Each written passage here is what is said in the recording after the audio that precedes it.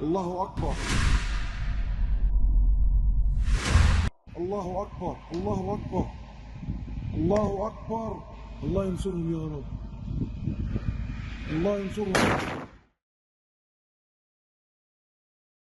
Beredar di media sosial rekaman video dua pejuang Hamas dengan berani mendekati tank Merkava Israel. Mereka memasangi bom ke lapis baja Israel yang ditinggalkan pasukan pertahanan Israel lantaran diduga kabur dari medan perang.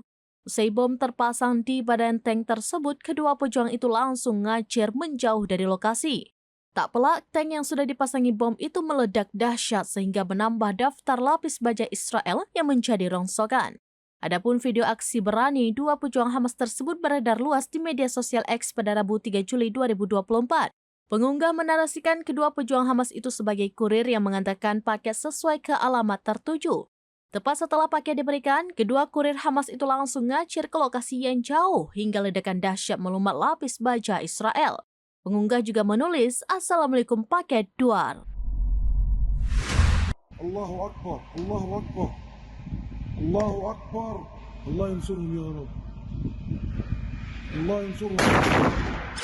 Allah yansurhum.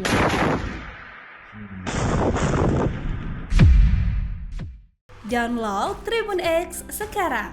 Menghadirkan lokal menjadi Indonesia.